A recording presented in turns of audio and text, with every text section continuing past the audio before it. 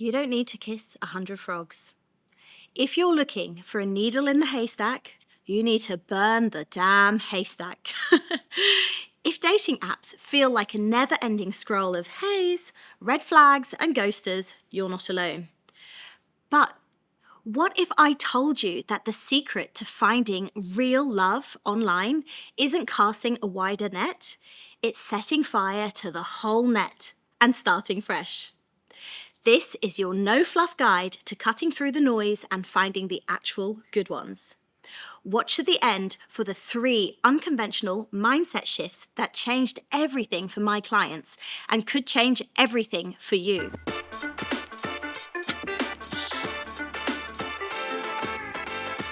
Hello and welcome. I'm Dr. Helene, clinical psychologist and relationships expert. Today, we're talking about how to stop wasting time on dating apps and start maximizing your chances of finding meaningful, mutual connection.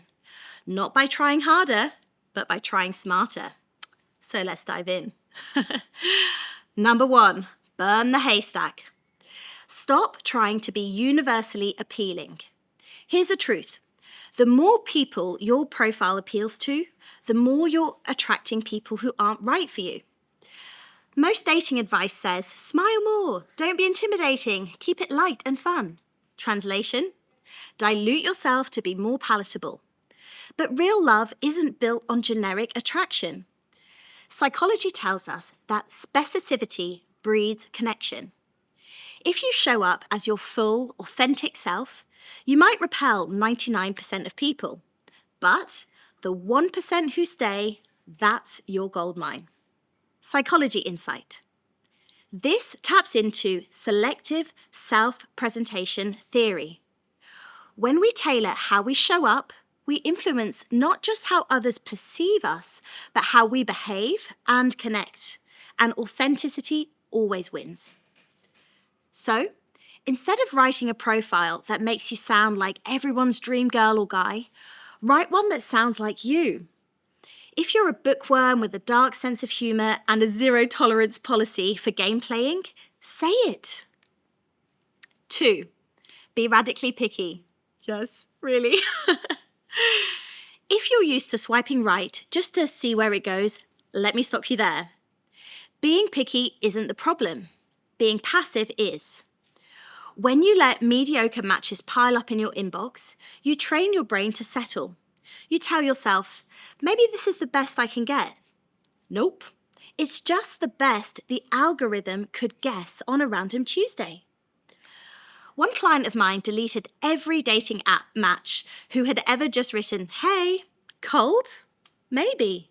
Effective? Absolutely. So, set high filters. Only engage with people who've read your profile and responded thoughtfully. Think of this like psychological boundary setting. You're protecting your energy from being bled dry by low-effort matches. Psychology insight. According to self-determination theory, we thrive when our needs for autonomy, competence, and relatedness are met. Letting go of lazy daters honors all 3. 3. Test, don't fantasize. Here's where limerence sneaks in. That obsessive, daydreaming crush state where you imagine the entire relationship before they've even scheduled a second date. Yep, we've all been there. The antidote? Stop fantasizing and start testing. Ask revealing questions early on. What's something you've learned from a past relationship? Or how do you spend your weekends when you're not on here? Then sit back and watch. Are they emotionally available? Do they follow up? Do they respect your time? Psychology insight.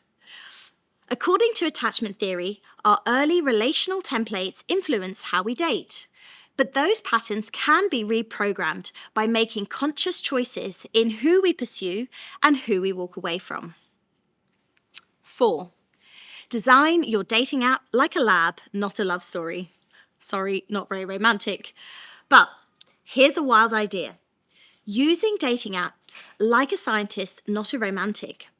This means logging data, observing patterns, and changing your inputs based on results. For example, which photos get you the most meaningful messages? Which bios attract avoidant types? Do certain apps work better for you than others? Treat this as a learning experiment. Not every match is a future partner, but every interaction is feedback. Data, not drama. 5. Date with your values, not your vibe. Most people write profiles like personality quizzes. I like dogs, I like wine, I'm fun on a Saturday night. And that's great, but what do you value? Write about what actually matters to you. A sense of humour, emotional availability, growth, mindset, integrity. Psychology insight. Studies in value congruence show that relationships with aligned core values have stronger satisfaction and longer-term success. The more clearly you show who you are and what you stand for, the more you filter out the wrong matches before they even swipe. So, dating apps don't have to be a soul-sucking exercise. When you stop trying to be chosen and start choosing yourself, your energy, your values, your standards, you take back the power. Yep, it might mean fewer matches, but it will mean better matches. Less small talk, more connection. Less burnout, more alignment. And remember, you are not too picky. You are not asking for too much. You're just refusing to settle for too little. If this resonated, let me know in the comments. What's the most outrageous or brilliant thing you've seen on a dating app? Or the red flag you'll never ignore again? You can check out more tools and resources at my website or book a session with me if you want. Help untangling your dating life.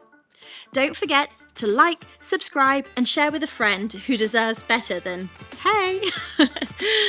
Thanks for watching Intimacy Insights with me, Dr. Helene. See you on the next one.